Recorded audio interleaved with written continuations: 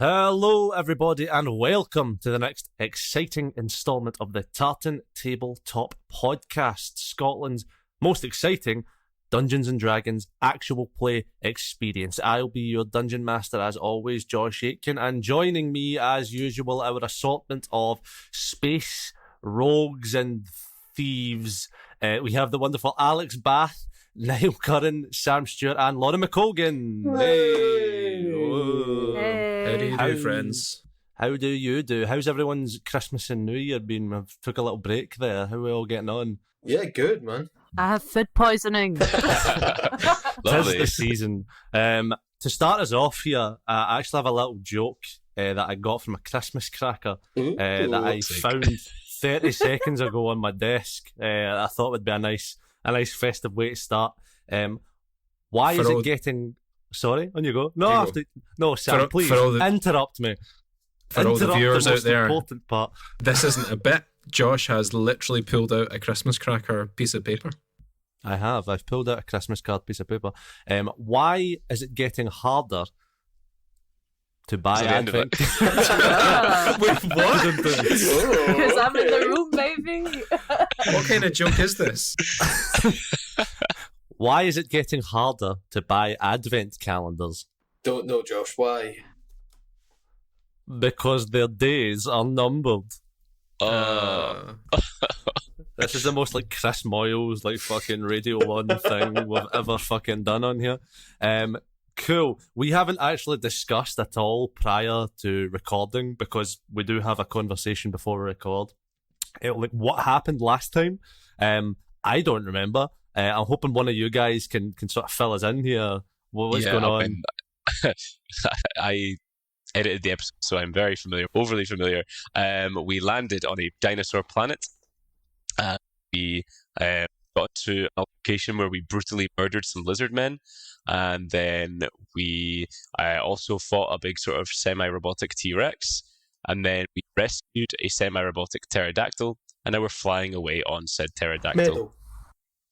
There we go. Meadow the pterodactyl. Does anyone have any questions? Does anyone have any questions before we begin? I'll take that as a no, that resounding silence. Cool. Without further ado then, let's begin. The dense cold of space presses against your bodies. You are beaten, bruised, and altogether exhausted.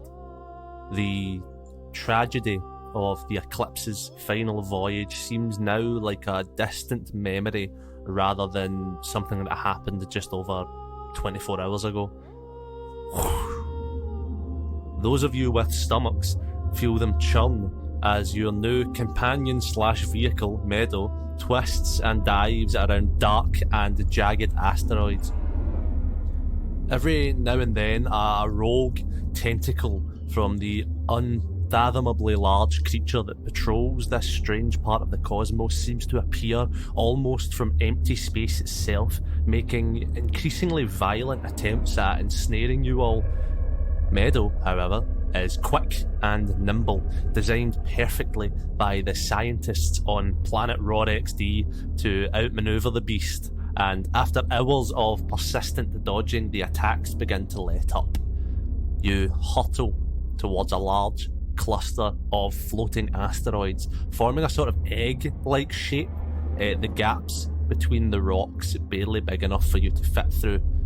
Does anyone have anything to say as you're sort of careening around space, approaching this almost undodgeable lump of rock? I can't speak. As we clarified in the last podcast, I can hold my breath for an hour, so I'm unable to speak, so I'm making a series of very aggressive hand gestures trying to figure out what's going on. Now, I know this is a stressful situation, but really it's ever so peaceful, isn't it? This Meadow bitch whack. While we're going through space, is it possible to gain any sort of sense of direction as to like where we came from when we crashed off of the cruise ship? Roll me a perception check. Not so good at that. Oh, sugar, 23. 23. So, just to get it correct, what you're asking like, what direction you are. Like, where was Planet Road XD? That's where you crash landed, or where the actual crash site was of the ship? No, as in, like, you know, obviously when we were on the cruise ship and we jet podded through into the river, it was like, can we see back to the other side of the river? While we're in so like space? the edge of the river.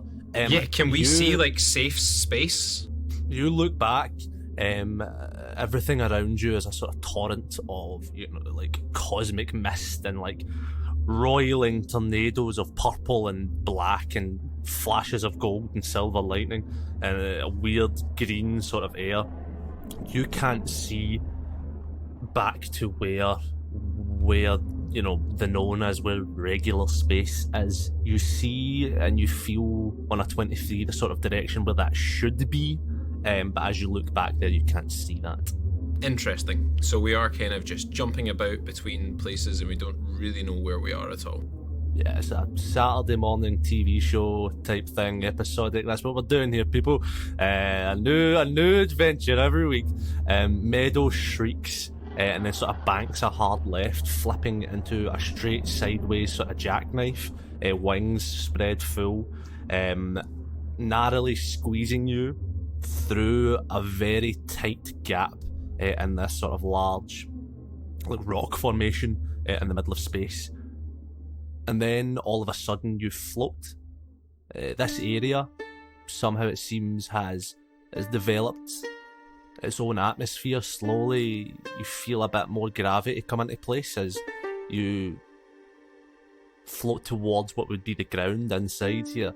It's sort of an egg-shaped fishbowl made of colliding rock. I wrote here, imagine an Easter egg. It's like a big Easter egg in space made of rock. As you find in here, it has its own atmosphere. You can slowly sort of... It's not, you know, hard gravity like Earth, like moon gravity, almost, is the best way to describe it, you know, that people like bouncing around sort of thing. Outside, the torrent of the river rages on, flashing lightning and sharp debris, constant explosive collision, and a consistent fear of death. But in here, there is a strange sort of harmony. Strange, alien, beautiful flowers grow on the insides of the rocks, all reaching towards a single source of light, floating in the very centre. As you sort of look around and get your bearings, you see there a skeleton in a spacesuit. You somewhat recognise the suit itself, a large solar energy torch on its helmet, giving out enough power for new life to grow just a little in this random, weird sort of meadow almost, as the dead man spins slowly with the writhing movement of space itself. What would you like to do? I imagine my fucking brain would explode after seeing that. So I'm going to take a massive breath in. You take a breath in, there's air in here. There's a little air pocket. Thank fuck. oh, you can talk again. Just give me a fucking minute, huh? Take all the time you need. Okay. That's fucking good. That's good. Are you okay, Mr. Petey, sir? Am I alright? Now, as I stated, I can hold my breath for quite a long time. I've never held my breath for that long before. I might have a little bit of a ooze damage. I don't feel good. I need a minute. You guys go. I'm gonna sit by Meadow here, get my bearings, maybe eat some plants. And we'll see what happens. Are there any plants around us right now? Yeah, there's the like sort of flowers, like weird, multicoloured.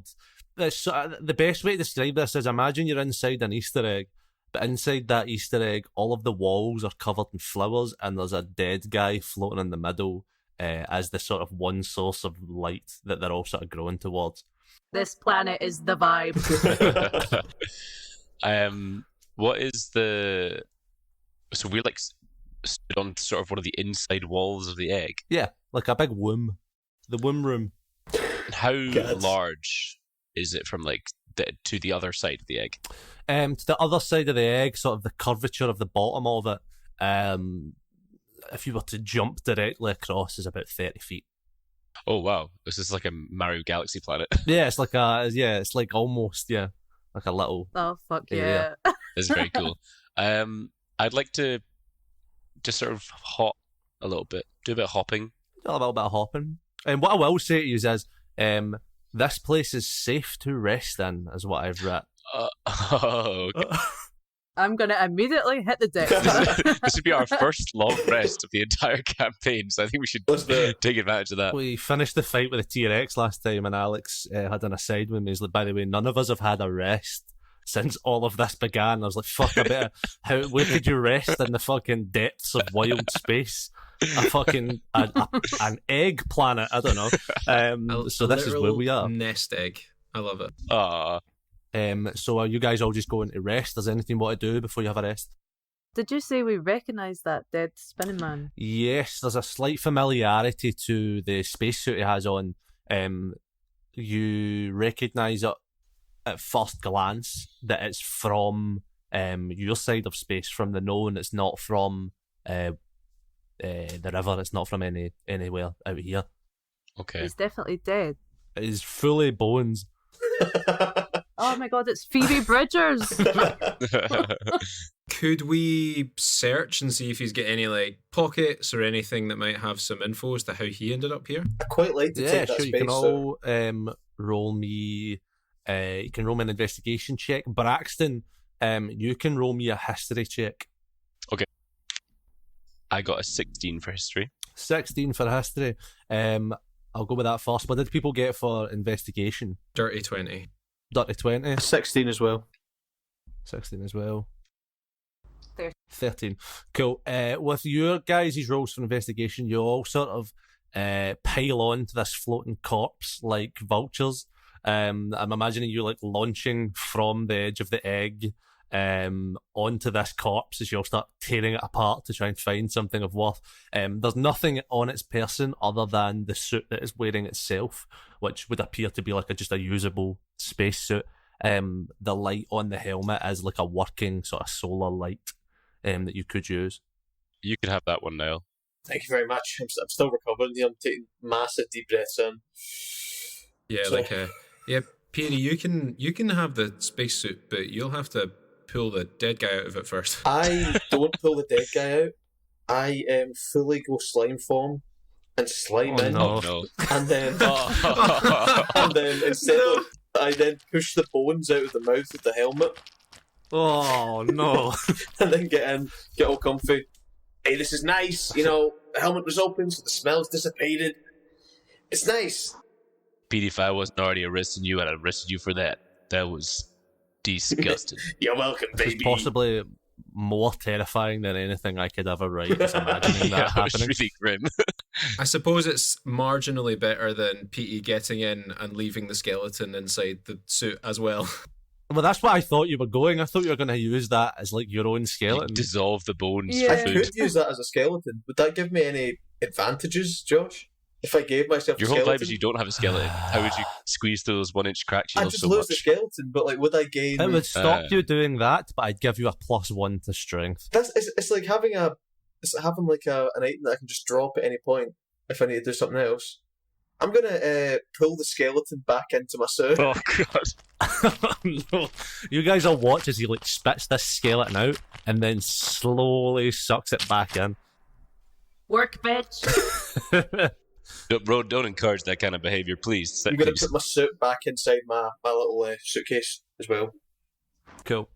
Braxton, with your 16 on history, something about watching the bones fly out of Petey's mouth. No, I'm joking. Something about the decrepit spacesuit is really ringing a bell for you.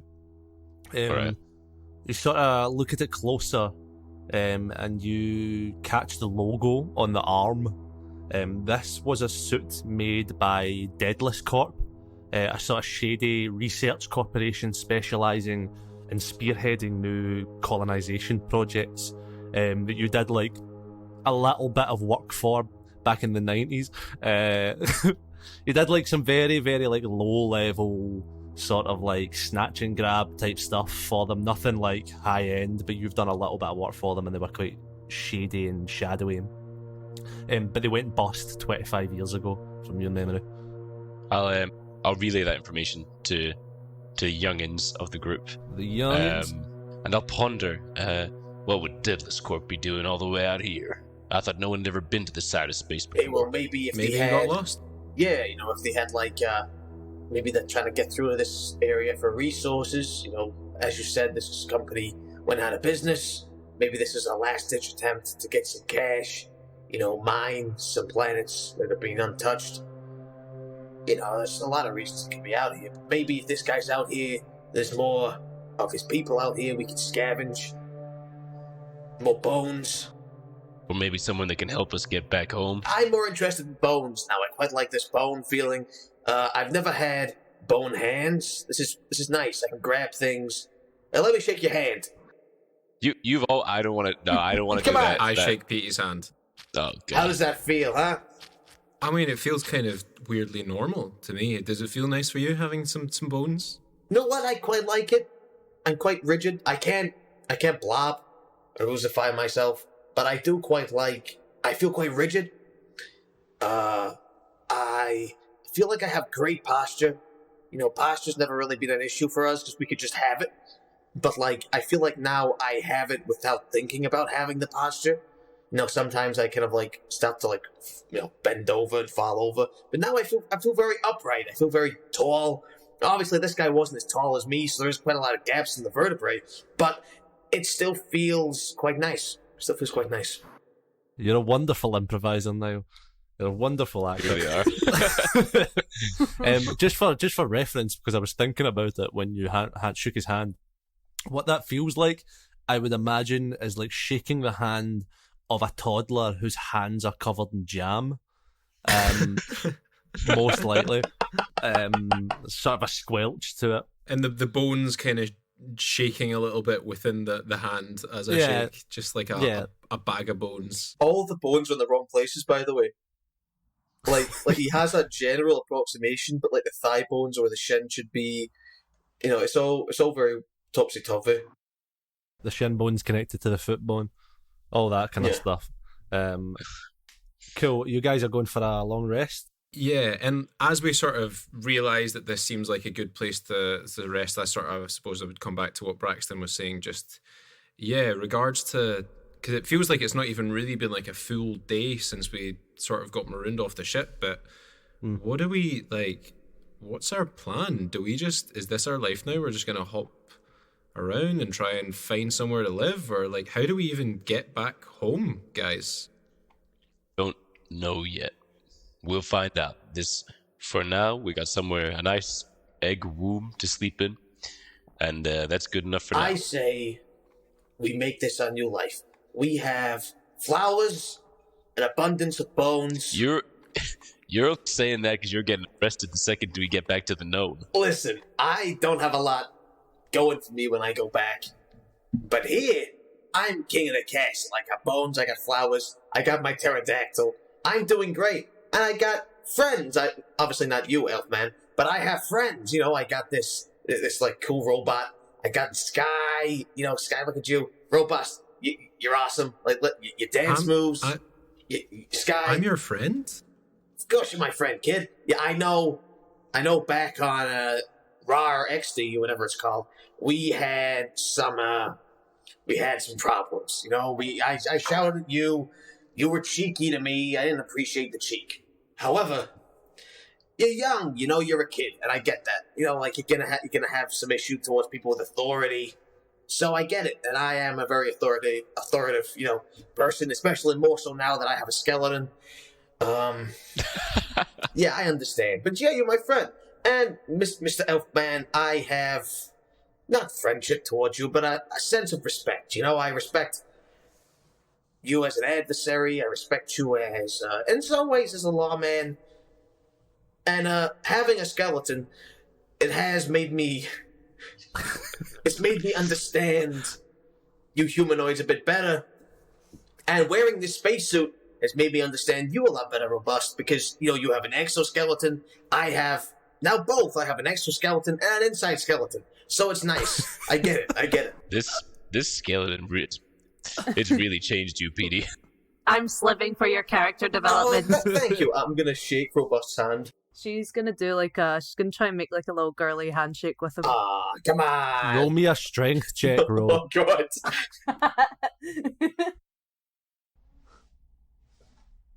You want to get low.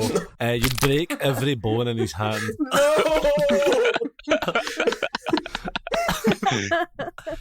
No. As you guys do that and you're sort of settling in, I do have a sort of host of roles. Just as a sort of you guys are settling down, you're sort of thinking about things that I would like you to make for the sake of exposition. So Braxton, you've done your history check. Petey, if you could roll me an insight check. Of course. We'll do it one by one. Just before we go to sleep, I'd like to say to Ro very quietly, while Petey is inciting over there, I'm just going to turn to Ro and say, now, you don't sleep, right? You just sort of power down a little bit.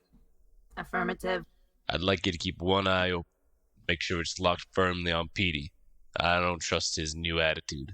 You're just jealous because he's living his best life. I've always had bones, Ro, and I don't have to be slimy like him. Whilst you're doing this, I'm figuring out how to dance with my new bony skeleton. It looks horrible. It looks horrendous. It's horrid. There's cracking going on. It's kind of like you look like Flubber. You look more like Flubber somehow. What was your insight, Peter? That was a 15. 15. You're sort of getting to grips with your bones.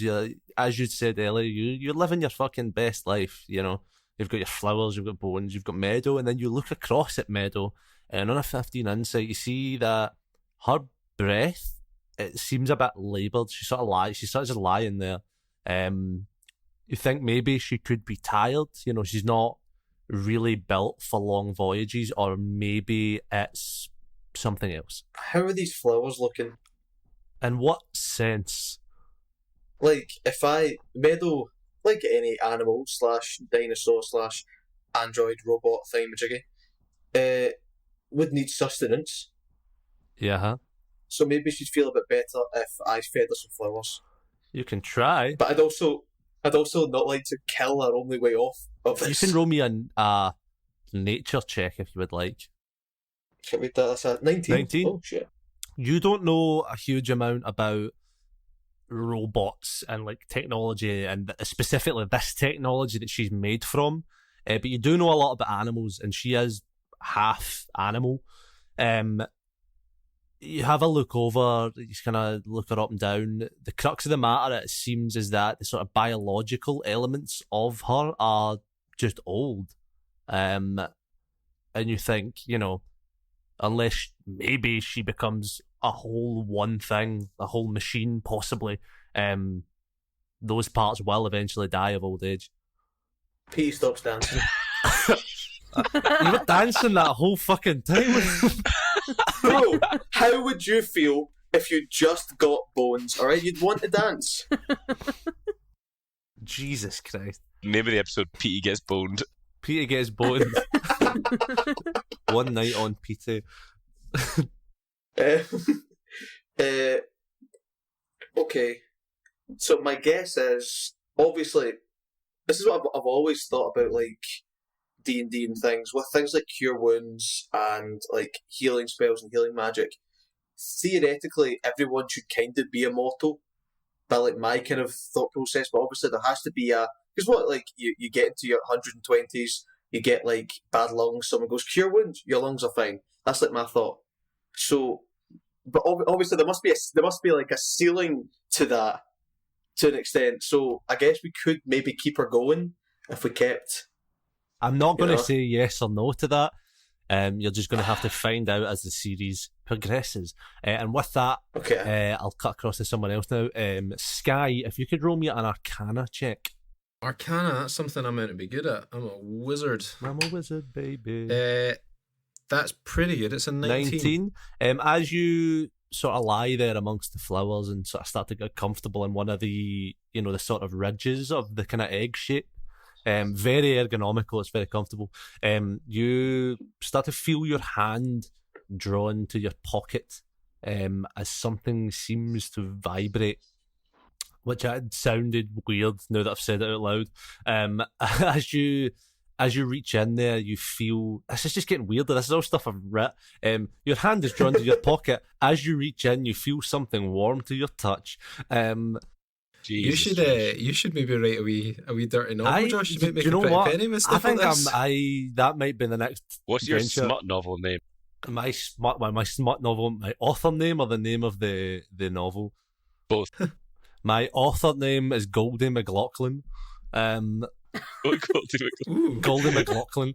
And the smut novel name would be Warm to the touch. Cold to the touch, did you say? No, warm to the touch. Warm to the touch. Warm to the touch, that's pretty good. We'll go with that. Anyway, I'm gonna turn down my lights and play some smooth saxophone jazz while you read out the rest of this. You feel something warm to the touch in your pocket. It's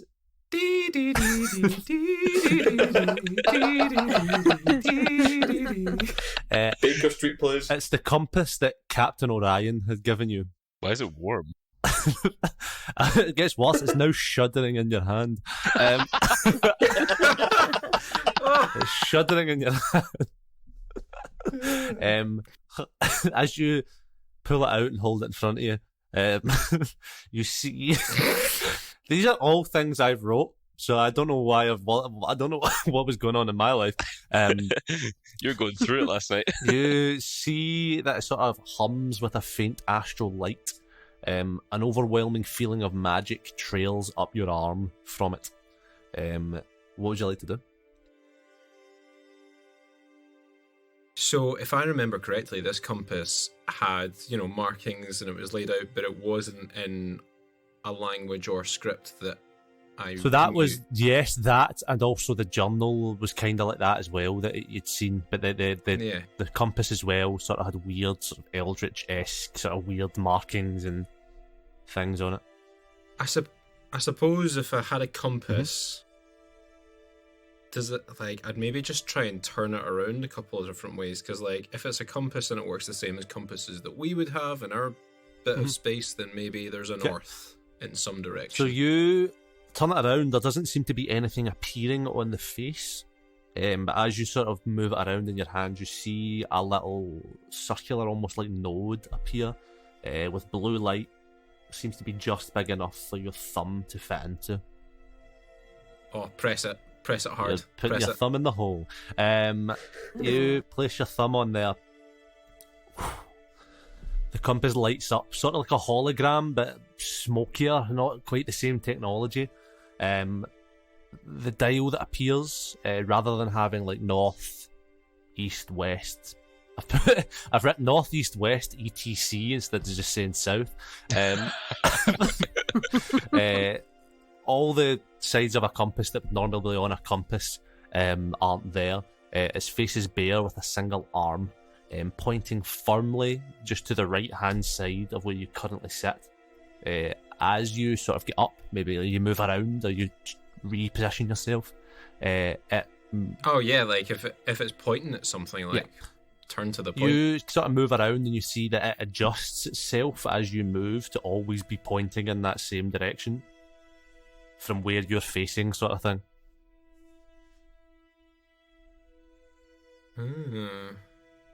Maybe that's Space North. Maybe that's what that is. Maybe. Oh, maybe we've got one of those Captain Jack Sparrow compasses that points to wherever we need to go next. Wouldn't that be very useful for me as a That'd be DM? handy. Wouldn't that be a little bit of fucking DMX Machina? As you sort of mess around in your pocket, maybe you put that back in, you play around with it, you also feel that you still have that computer chip that you'd been given. Yes, of that course. Never came to I've anything. still not given it to you. Well, I was told to give it to Petey, but then Petey was arrested and shot his sister, and then... Yeah. Cool. Is there anything else you'd like to do before I move on? Does it look like the computer chip would do anything with the compass? It doesn't look like it would do anything with the compass. It is just like a standard computer chip from kind of your part of the world. I would maybe go over to Ro, if Ro is maybe powered slightly, And I'd just be like, hey, Ro, you seem like you've got a good grasp on, like, the vibes of Braxton and Petey. Would that be correct? You are so right, girl. I knew it. Okay, so I want a vibe check on both of those guys because the captain gave me this computer chip, and I'm like, he told me to give it to Petey, but I'm like, is that the right kind of vibe? Or maybe is the right vibe to give it to Braxton? Or maybe I should just keep it and we never find out what it is, but that seems boring. Fuck it, give it to me, queen. Actually, yeah, like, I suppose it's a computer chip. Can you like plug it in and see what I'll do my best. Yeah, you have a full slot in the side of your head that you can plug that into. You jam the computer chip. Let's do it, queen. I love your new vibe. You jam the computer chip in. It takes a couple of seconds to download Ro. But you see it's like a sort of dossier, like that sort of like window that appears that would appear on Windows when you put a USB in. It's basically like that, with just like loads of files and pictures. You scan through that in your own head. This isn't visible to anyone else. And you see a video files of Petey's sister, Mucasetta, meeting with Dust Runners, and a wiretapped audio file of her discussing Petey's potential assassination. It seems that the guy wearing the wire was the other guy that was sat at the table, not Sludgehammer, on the Eclipse.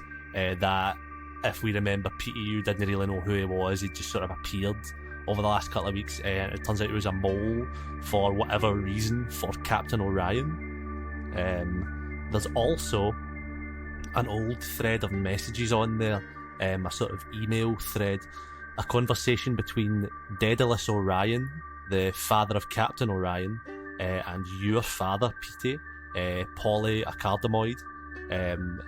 It's back and forth for a while. A whole lot of it's intentionally vague, referencing something called Project Icarus, but never directly stating what that is, only how they might fund it through Polly's enterprise. The end of the thread, however, gets strangely personal, the two revealing what appears to be a sort of level of friendship. The final message closes with Polly, Petey's father, writing, "My final request is that you look after them for me, D. Our children are the future. The whole reason we're doing this.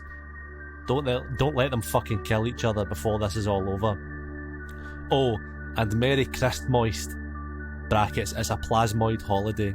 Sound P."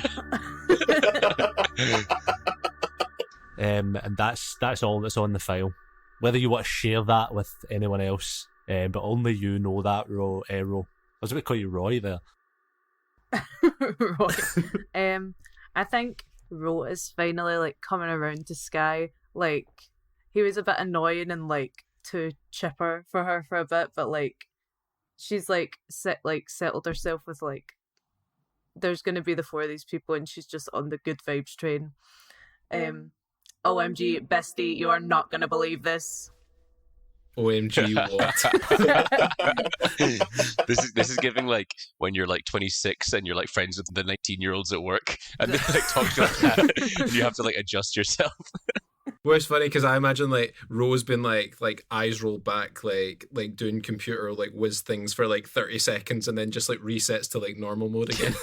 I'm like, what? They were gonna stitch our girl up, Petey, real bad. And then she's going to just play it out of her mouth speaker again. So she's going to like just play it on low volume and just not to wake Braxton up and just tell Sky the now. His little mustache is fluttering as he snores.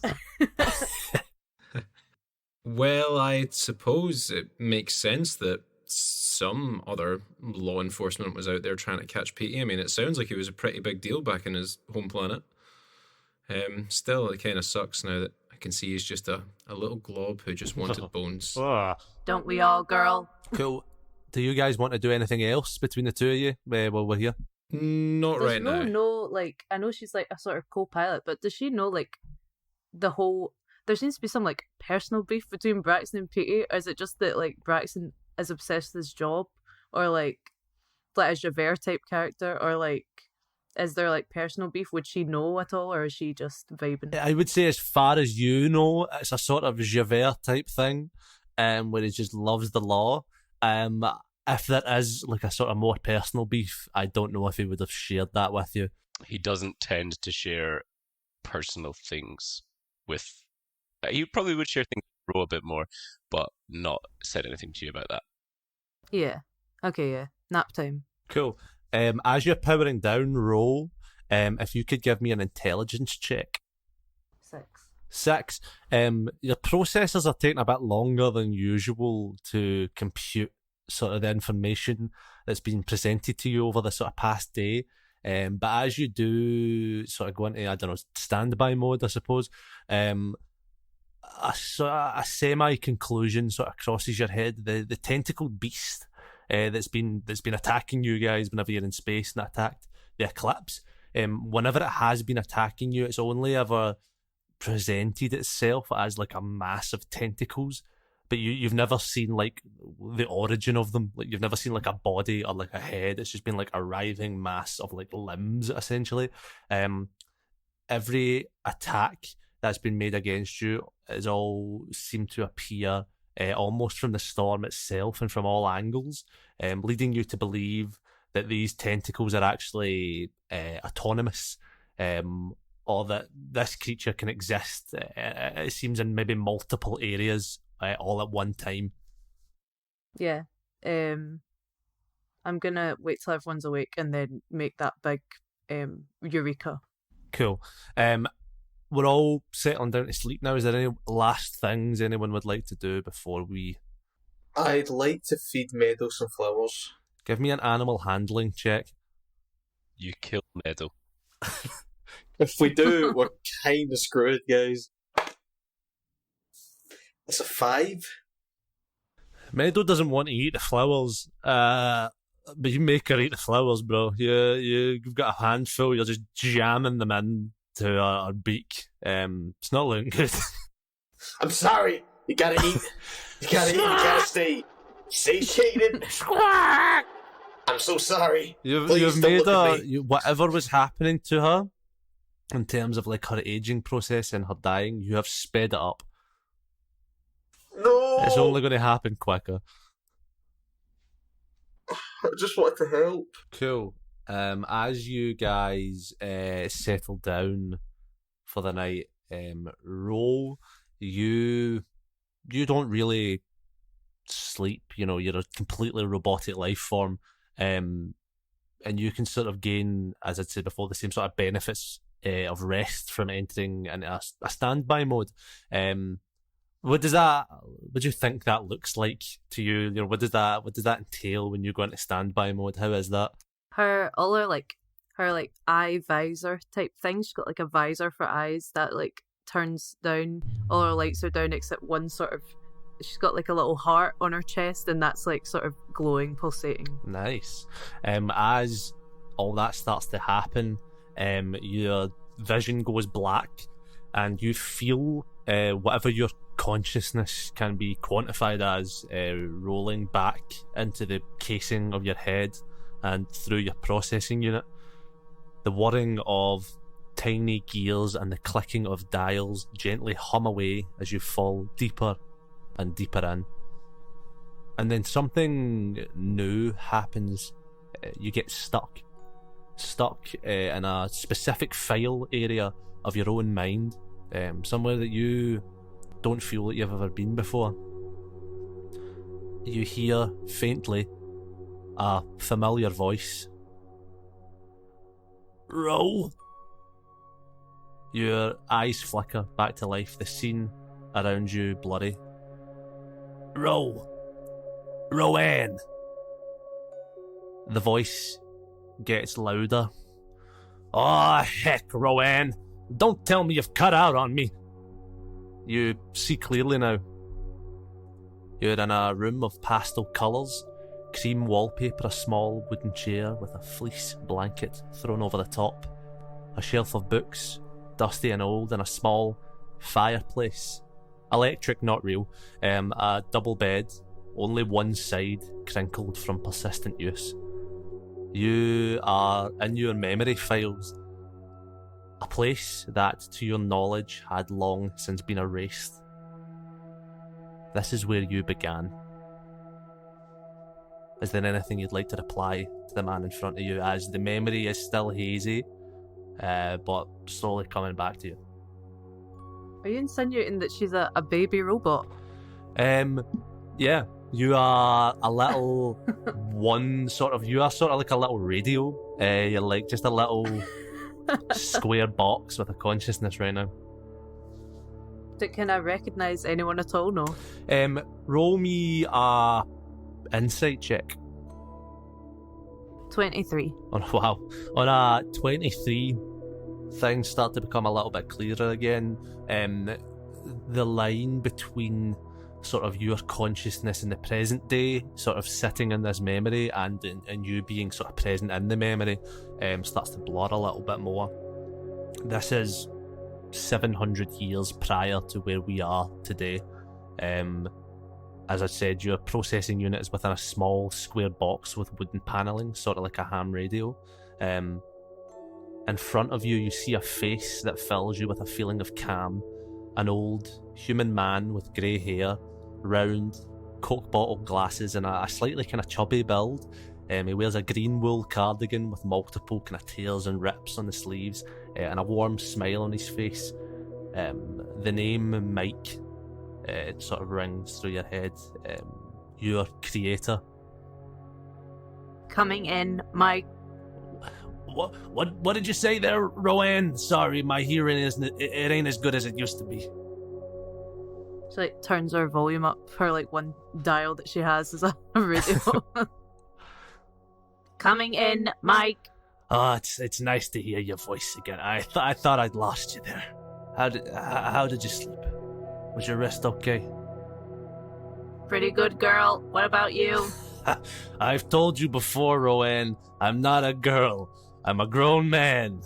And he sort of taps you in the side and says, I don't know what I'd have done with you not being here. I was a little bit scared. That's silly, isn't it? That's a little bit silly. That's whack, girl. Oh, so full of life you are. How's your memory? Do you remember our past conversations? I know that we struggled on getting that part of your system to work. I'm going to tell you right now, you don't. You can reply as you would like, but you don't remember it. I got nothing, girl. That's okay. That's okay. Means I get to tell you my stories all over again, and you won't get bored. So, should we start? You comfortable? Affirmative. As you sort of settle in and he starts to tell you his old stories, you peer around the room a little more. The walls are adorned with kind of mementos and framed pictures. And he's sort of halfway through one of his shit sort of old man tales, and he notices you not looking at him and sort of looking around, and he says, these here, Rowan, these things you're looking at, they're my memories. See, for you, they're all stored in a little doohickey in your head, but well, my doohickey, it don't work too good no more. So I keep them all out here to remind me of them, You understand? Sounds unreliable. You should clear your cache. Yeah, maybe you're right. Maybe you're right. He walks over to a small, sort of sepia-toned image sitting on a table and lifts it up, and he says, this one here is the most important. He turns it around to show you, and it's an image of just a young couple on their wedding day. You can tell that the man is Mike because of the slight sort of crook in his nose, but the woman looks unfamiliar. You're slaying here, Mike. Who was your stylist? You're right, I am slaying, as the young robots would say. And my stylist, well, it's this beautiful lady right here. That's the most beautiful lady in the whole entire world. We'd been sweethearts since we were kids, and she was always making sure I looked my best. This day in this picture right here was the happiest of my whole entire life. Well, she passed last June timber. You know, I missed having someone to talk to, someone to spend my days and nights with. Well, that's why I made you. That's why I named you after her, Roanne. I wish I could physically do some form of comforting him, but I am a block of words or something. So. She's gonna she was beautiful. I hope I can live up to the name. Thank you. That means a lot. And she always wanted a daughter. But just that didn't happen for us. And yeah. Listen, I know you ain't her. You ain't really her. Not really. Not Roanne. But you're your own person, because you are a person in your own way. So I was thinking, maybe we call you something else. I don't know. What do you think? What would you like me to call you? She's searching around the room for some inspiration. What can I see? You see, just a mix of things. He sees you looking around, and he sees, the confusion on your face, and he says, well, not Roanne, but what about just Ro? How's that? Suits me just fine. Yeah, I love you. And as he says that, your memory cuts out, and you sort of open your eyes in the present day. And that's the end of a long rest, as we all sort of start to wake up. Morning, Ro. Hey, does someone want to come crack my back? Petey, that is all you, okay? Ro, you alright? You look a little, well, I've never seen you look, I don't know, bleary-eyed before. I really need to update my systems. We can have a look at that at some point. Did you, spot anything with old Mr. Newbones over there? Y'all know what's whack? These tentacles, I ain't ever seen them attached to no body, no head. What's that all about? They must be very long. I don't know where they're coming from. Could someone perhaps be summoning these tentacles in different places in space and time? Maybe from a different plane or dimension. That's why there's no head. Maybe there's just a tentacle dimension, and then someone's open tentacle dimension. Yeah, a portal and then, of some kind. Yeah, a portal. If there's a tentacle dimension, I don't ever want to go there. Hey, speak for yourself, buddy. The man gets bones and now he's a fucking pervert. What happened? Is this Niall talking or Petey? You'll never know. Has anyone maybe considered the tentacles are like me? They are robotic, connected to nothing, controlled by something. You're not controlled by anybody, Ro. Except you, King. I'm trying to break free.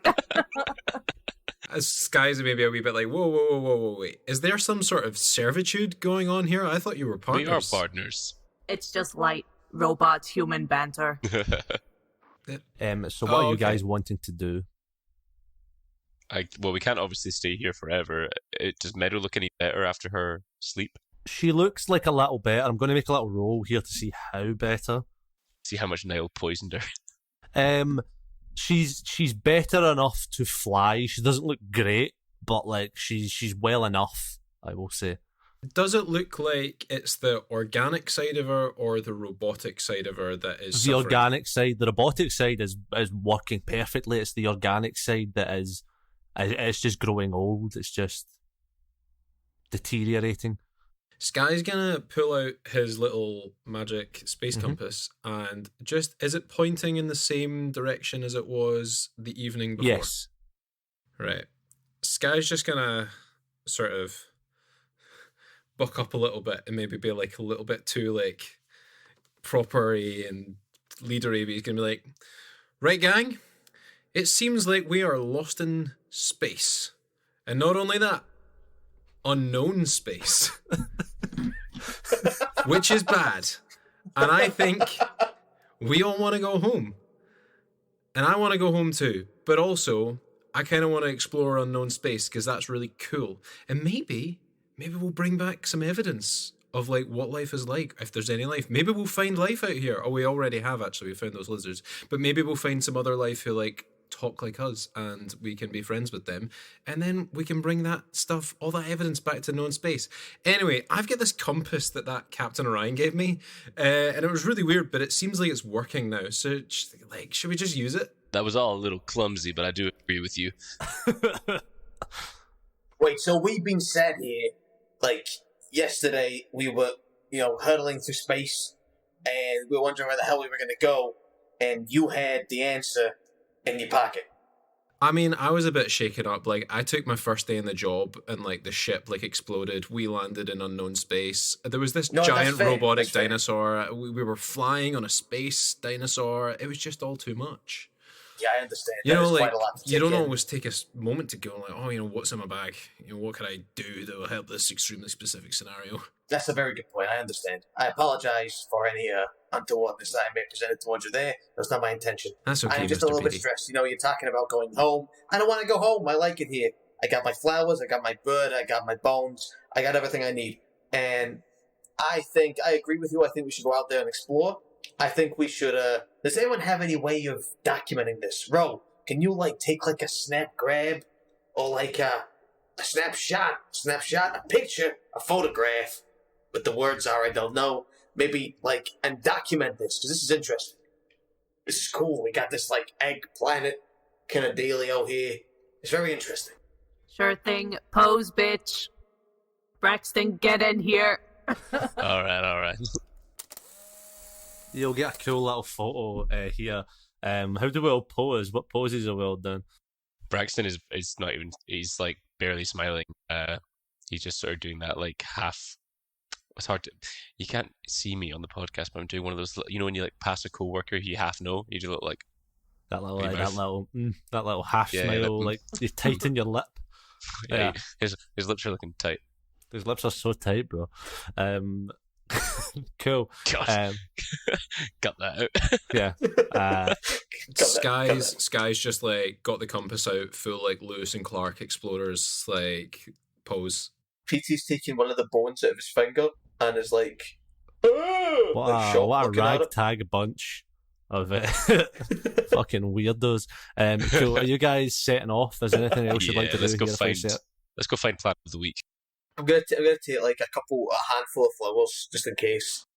You take a handful of these flowers that honestly seem to have had no benefit to using, but you keep them anyway, because you, Niall Curran, are renowned for fucking with me with things that I've said and forgot that I've said.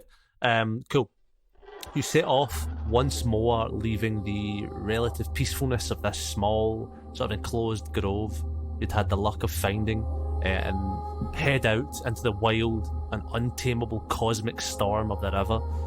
As you're battered and beaten from side to side, dodging lightning and asteroid, what are you all thinking about? Is anyone thinking about anything? I'm trying to get Braxton alone so that I can play him this file that I played for Sky, but I really don't want Petey to hear it. You roll me a stealth check. You could probably, to just see if you could find a way to do that. 19. So on that roll with your stealth check, you can do that. You still have the earpieces that you'd had way back in episode 1 on the Eclipse. You could play the files through that earpiece. You could sort of I'm not going to make you read out everything that I had said to you, but you, Ro, as a character, could just read it through the earpiece and Petey wouldn't hear it. Yeah, when you were reading it, I was like, I'm straight up going to play this out of me. I can't remember all these names. Would you like me to just give you a quick sort of cliff notes, Alex, of the important shit? Or? Yeah, this happened a while ago. Yeah, it did, and I was talking for a long time, so I'm not surprised. Sorry for the listeners. Essentially, as a dossier with files and pictures, basically, of Petey's system, you can set her planning to assassinate him. There's an audio file from a mole wearing a wire for whatever reason, Captain Orion had a mole in there specifically to catch this, which seems unclear. However, there is an email conversation between Captain Orion's father, Daedalus Orion, and Polycardamoid, Petey's father, where they seem like to be like good friends. They're talking about something called Project Icarus, which they're like funding together. It doesn't seem clear what it is. And then Petey's father, Polly, says something about a Merry Christmas, which is a plasmoid holiday. That one was funny. Yeah, thank you. Took me ages, took me a while to write that. But yeah. And a happy goo year. Anyway, Jesus Christ. Okay, so that's related to me. So the takeaway is Captain Orion knew Pete was going to get assassinated and was okay with that?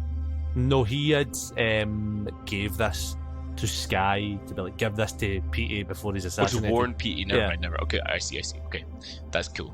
Right. Okay, I take that in. I can't really say anything about it right now in front of Petey, so I just give Ro a little nod.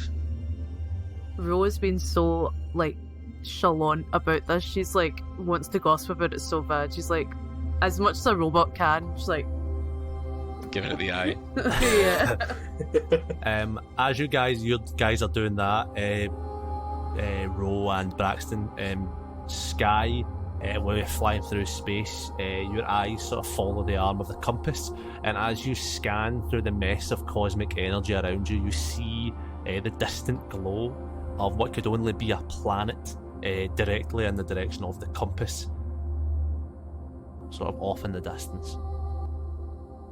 Well, it definitely points to something, this compass. I mean, I suppose we still don't know actually what, but it's taking us to a planet, so I suppose that's good. Planet's good. Better than a weird egg thing that we were in last night.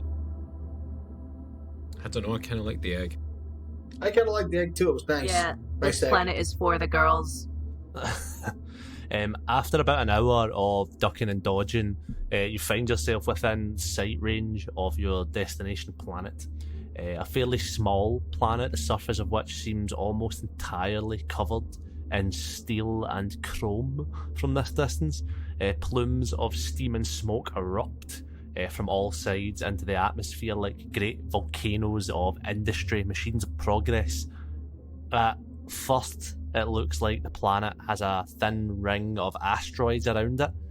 But as you get closer, you see that there are in fact loads of little small ships, little rusty tugboats attached to the planet with gargantuan, awe-inspiring chains, all trundle in unison. And as you sort of watch, you see that they're keeping the planet at a steady rotation manually, using these little like old style like English tugboats sort of thing.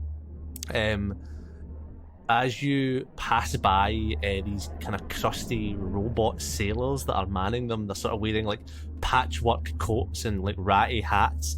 They all seem quite friendly. They all sort of wave to you as you float by and shout in a faint and strange accent. You get a sense of community here.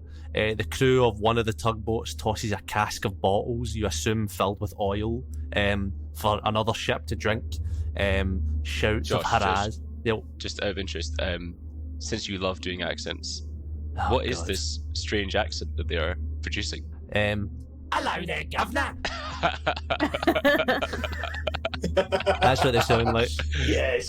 Cockney robots. Cockney planet. They shout sort of hurrahs and stuff and tell jokes. They're all sort of very jaunty. Like, what shall we do with a drunken sailor? They all sound like that.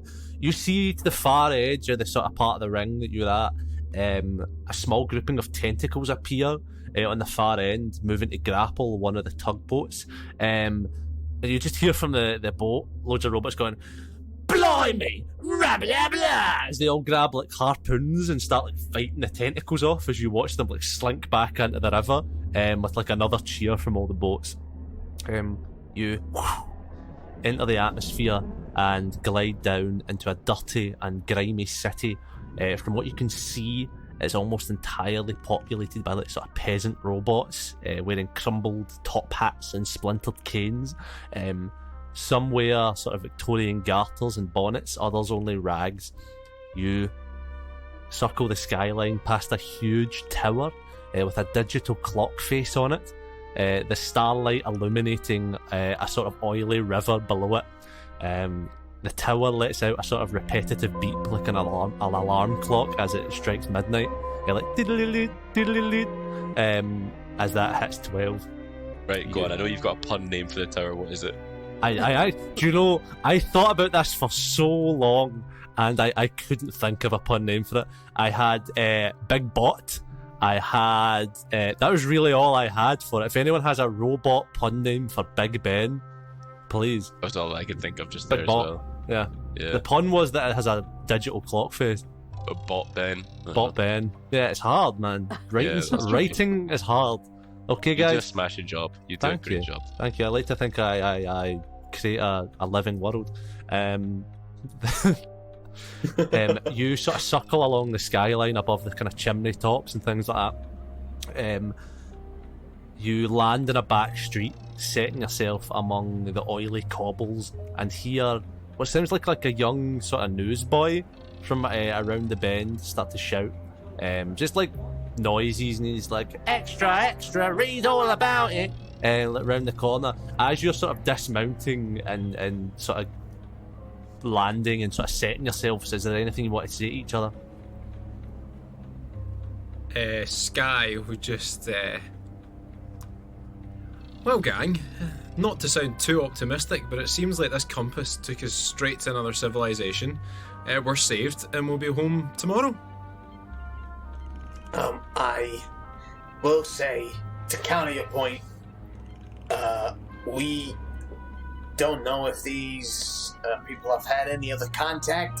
This might be a pristine civilization, and then suddenly a ghoul man with a skeleton, a robot they've never seen before, a blue dude, and a human pop up on a giant robotic / biological bird, and then they're like, hey, how you doing? Can we steal a ship? They might not like that, so we should maybe approach this with a sense of caution. This might be their kind of first contact by the tentacles.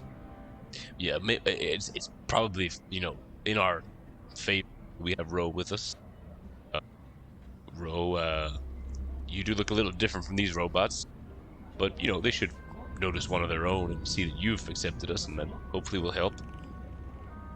Yeah, I was gonna ask. I've never been here before or know anyone here, do I? No, you looking at the sort of robots you'd seen from like when you were flying over, they're of like a much sort of older models. They're all sort of like steampunky, like cogs and gears, rather than like you're quite sleek and like wires and electrical nodes and stuff. They are all like made of cogs and gears and steam powered.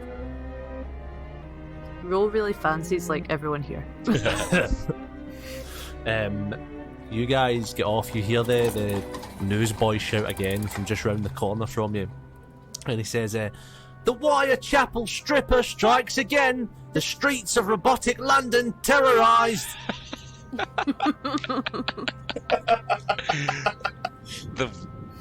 Great, so we're in London. Right. Okay. Maybe we go speak to this kid. Seems like he knows what's going on. Yeah, I mean, I'll be honest, I wasn't expecting to land anywhere with, like, this much civilization anytime soon. Should we just, like, find the old mayor and just ask them for a bit of help? Maybe we start with the kid. We'll work our way up towards the mayor. Start with the kid. Ro, do you want to take the lead on this one? Sure thing. Cool. You guys head across. You walk around the corner and you see like a little robot boy. He's missing one leg, and he's using that leg sort of like a crutch. He's got like a little flat cap as he sits and looks at you. Tiny Timbot from Futurama. Yeah, it's Tiny Timbot Yeah, from Futurama. fully. I couldn't think of a better thing, so it's just Tiny Timbot from Futurama. What do you say to him as he just sees you approach and he's sort of waving his papers around? Say, kid, what's that story you're selling? Hello. My name's Pippity Popperton, I say it is. What? So I can write it down? What's his name? My name's Pippity Popperton.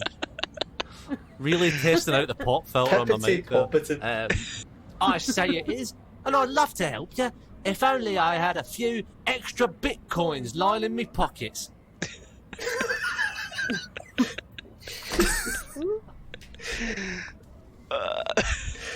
I'm gonna throw him 1 gold.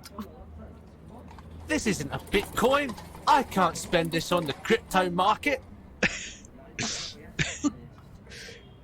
Hey kid, obviously we're not from around here. Hey, how you doing? Sorry, I haven't introduced myself. I'm Petey the Plasmoid. We don't have any Bitcoins per se, but we'd be happy to trade for some Bitcoins, another currency, or perhaps a commodity. What kind of things do you need? What do you like? What do you Well, I need? like oil, so I do. And I also would like an extra Guys, do you leg. have any oil? Fresh out of legs. Oh, I actually do have oil from my priest's kit. That guy gave us oil on the way in. Did he not? No, he was throwing it to another boat. I do have oil. Oh, I'll give him fuck's some oil. sake. You give him the oil and he's like, thank you very much, I say I do. I'm going to get right stinking drunk on this. And he like pops it open and just starts drinking it. And you just get boozed. I didn't know there was a morality issue there. Can you give us a lowdown of a sort of... We're new in town. We're looking for things to do, things to look out for, people to know. Well, I'll tell you something to look out for, I say I will. Get off these streets before the stroke of 1 a.m. because that's when the Whitechapel stripper comes out. I cannot keep this up. The Whitechapel stripper comes out to hunt. Are you saying stripper? Stripper, yes, the Whitechapel stripper. Oh. Ro is like writing down the time she's gonna be there. He's killed 4, I count them 4, robot ladies of the night, so he has. And just out of interest, what time is it right now? Well, it's 5 past midnight, I say I do. Oh. So we've landed on this planet with less than an hour before the serial killer will be prowling the streets. You boy, is there some kind of reward for anyone who takes down this wired stripper? Well, sir, I say I do. Other than the love and affection of the whole of Robot London itself, the chief down at Robot Scotland Yard has said there's a mighty fine bounty of 10,000 Bitcoin. All right. Well, that wouldn't hurt. But 10,000 Bitcoins, we just have enough to buy a ship around here. Well, that would be enough to buy a whole fleet of ships around here, good sir, I say I do. Well, fellas, Ro, think you know what we gotta do? Yeah, we gotta find this guy. And I say, we kill him, but then I'm trying to think of a way we can funnel more money out of this. Perhaps if we were to start a fleet, we could start, We'll get to transportating that between bridge RxD. when we come to it. We'll cross that bridge when we get to it. That famous saying. Yeah, we'll get to that bridge. We'll get to that bridge when we come and then to we'll try to fall in the water, and then we'll be on the other side. Well, gang, it sounds like we're going to go hunt a stripper. The Scooby-Doo theme plays. Perhaps, good sirs, if you were to find the stripper, you could remember what your good friend Pippity Popperton did for you today, and you could send some of that money my way, so I wouldn't have to sleep underneath the river every night. Ro, how do you feel about being, for lack of a better term, bait? Lady of the Night activated. Nothing changes. How is there any way to dress Ro up a little bit in this sort of style? Are there any There's shops still open? there's no shops open, but there's an unguarded washing line, but a few feet away. Oh, excellent. Oh my gosh, it's makeover Petey time. has sticky fingers in more ways than one, so he can go grab that. Pete, if you'd like to roll me sleight of hand I'm gonna- with advantage. Yes. That's a nat 1, so thank fuck for the advantage. That's a 17 on the die, and then my sleight of hand. Where's that? Come on, baby. It's a plus 8 for my sleight of hand because of my dex. So that's 25. You find a red sort of lacy corset and a dark bonnet. Aw. Do I find anything for the rest of the game? Oh yeah, let's all dress up. Yeah, Yeah, I want on a 25 montage. fine. You find some fucking top hats. There's a coat with tails on it. Nice. There's also a pair of those old timey trousers that you would tuck into your socks. You know the ones? One of them. Breeches, pantaloons. Breeches. Can we Yeah, it's like do, pantaloons. like a montage where everyone walks out in their clothes and then Yeah, rolls yeah. like Everyone, this. everyone describe what you walk What I out. want Yeah. you got, and it might be hard to handle. No, but it's still like some Victorian ass like. Yeah. Hey, what's everyone wearing? I can. Yeah, I come out. I've definitely got a little like flat cap on, dungarees and a bow tie, sleeves rolled up, and a pair of big boots with buckles on them. So Ro looks at him really quizzical, and then she like puts her finger up like she's got an idea, and then she goes over and unhooks just one side of the dungarees, and then she's like got little hearts on her eyes. And we high five. Yeah. Petey looks like the conductor for an orchestra. Full tails. Full tails, immaculate suit that is immaculate for about 5 minutes until he starts to get really, it's still his ooze starts to seep through the suit slightly. So then he's applying his talcum, just trying to like keep dry. Nice. There wasn't anything for Sky on the washing line because it had fallen off into the little like muddy back garden. So Sky's got some like grubby like a shirt and like managed to find a waistcoat that would fit. And he's got the compass on a little chain that came with it, and it's like a pocket watch instead of a clock. It's a pocket compass. Nice. Very nice. That's cool. You guys do this little fashion show. I'm Nice. going to make a roll here. As you all sort of get your gear together and get changed, you hear a piercing scream from down a nearby alley, and then the sound of power tools drowned out by the beeping of a digital clock as you look up, and 50 minutes have passed while you've been doing all of this. Drills and saws you hear from like down a sort of back alley as Pippity Popperton panics and screams, "It's the stripper, it is!" And runs off away. What do you do? I would like to be on a roof with my rifle posted up. So you're gonna climb up onto the roof. Yeah. Cool. You can roll me a dex check. I'm going to sprint towards the Everyone screen. that's doing anything like running, climbing, whatever, can just roll me a dex check for it. I got 11. Not great.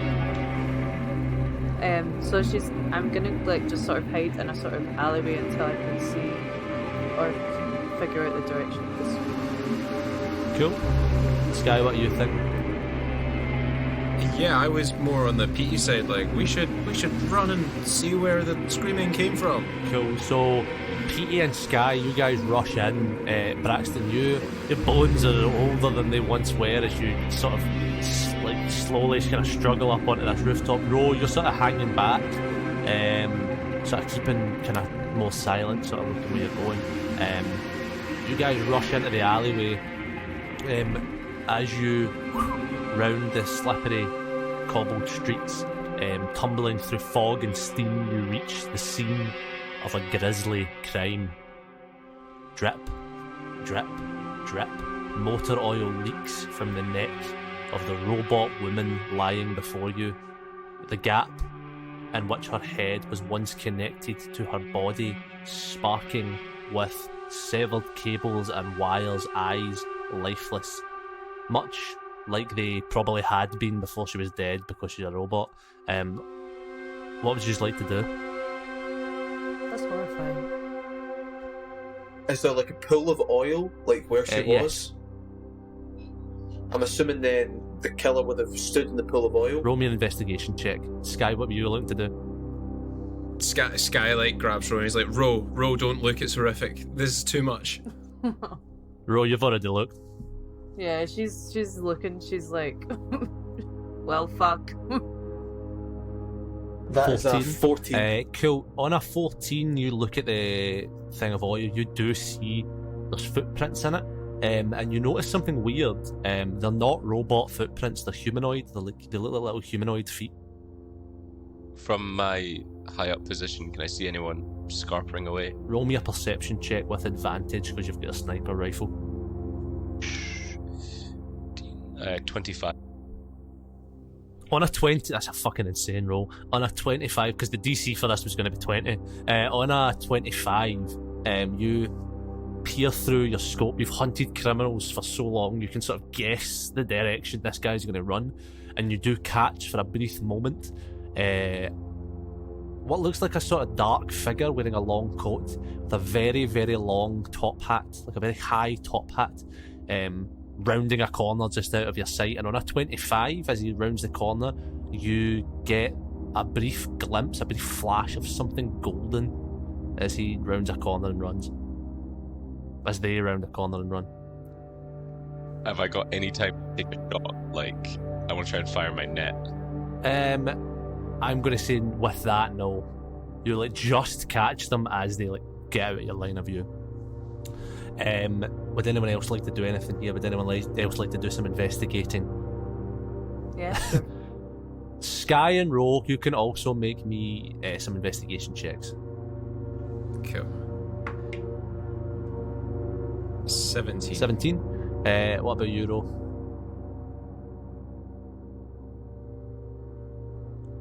12. So I'll go with you, Sky, first. You look over the body. This thing has been like ripped apart, like violently. But you do notice all of it's still here, other than a leg. It's missing its left leg, which just doesn't seem to be. It seems to be been taken. The left leg of the robot. The left leg. The left leg. Okay. That the one that Tiny Timbot was missing. That is the one that Tiny Timbot was missing. For God's sake. Pippity Popperton is his actual name. No. Roll on your roll there. You look at the robot as just a whole thing, as like a being. This looks like a very similar model, like a primitive version of what you are. You know what I mean? This is not far from what you are now. You know what I mean? Maybe like a few models back. If you were to roll, I'm going to say this right now, if you were to roll a high enough intelligence check, you could potentially hack into her sort of final memories and maybe see if there's any kind of memory left in what would be her CPU. Yeah, let's give that a try. Cool, roll me an intelligence check. Anyone can give the help action if they'd like. Oh, fuck yeah. Wait, I what like was the it? help. Yeah. Intelligence. Yeah, we're all there. It's time to hack. Did you say intelligence? Yeah. It's 21. 21. Oh, that's crazy. 21. The DC for that was 18, by the way, so you've smashed it. You kneel down beside this robot. You pull the little jack, a headphone jack thing from your own head, and plug it into hers. After a few seconds, your consciousness jets from your own body and into the victims. The rest of you watch on as Rose sort of goes limp, and her body sort of collapses to the ground. It has, everything that is her transfers across for the time being. Ro, you find yourself in inky darkness. You seem to be standing in what feels like a tar-like substance, sort of black and sticky. The walls of this place seem close and yet infinitely far away all at once. You feel that they drip with the same liquid as the floor, and as you look around, you hear footsteps and turn to see the victim standing before you. Her limbs are all jagged and sort of misplaced. Her head glances at you on a kind of sideways slant, and she says, "Where am I?" She alive? In this space, she's sort of alive. This is sort of a space. You're inside her consciousness. Oh, so I thought it was going to show me like a vision of how she died. I was You like, thought what that as room did well, she but you die found yourself in this part of her consciousness, Oh, sick. speaking to Hey, whatever's left. girl. Hey, girl, it's not looking good for you right now. Why are you here? Listen, girl, you're up in a heap on the street. I noticed we are of similar model and make. I'm on a mission right now. This is a whole thing. Have you any recollection of the past, like, half an hour? She looks at you, and she looks you up and down, and she says, "It's you he wants, not me. It's supposed to be you." Why would you think that? You're going to stay here. I'm going to take your body, and I'm going to be okay. She reaches her hand out as horrible, inky black tentacles shoot from all around you and attempt to seize you. I'm going to need you to roll a strength saving throw. 24. Cool. On a 24, these tentacles grab you. You feel the darkness covering you as a sort of tar sort of seeps through your entire being, and everything goes black. The tar covers your eyes, you can't see anything, and you no longer can hear anything around you. And for seconds, minutes, maybe hours, what feels like an eternity for you is blackness. And then your eyes flicker open again, and you find yourself back in Mike's room. It's late at night. The electric fire hums as the relative peace is broken by a loud rapping at the door. And you hear, "We know you're in there, Mickey. Give us what we want and we'll leave." You see Mike, a lot older now than the last memory you'd been in, sitting in his chair, wedding picture held in his now frail hand. And he says, I'm sorry, Ro. I'm so sorry. What do you say? Or what do you do? Who's at the door, Mike?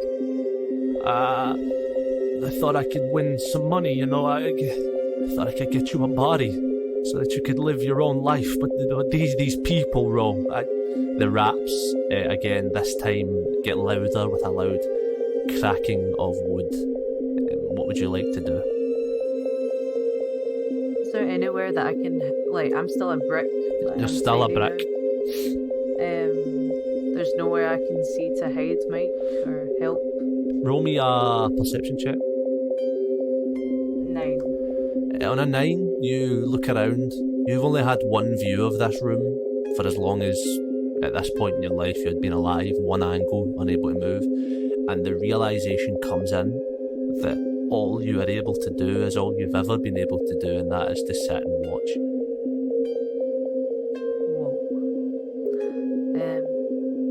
Mike, isn't there somewhere you can hide? Somewhere in this house, surely? You see Mike look at you, he goes pale. He slowly gets up and begins to walk across to you.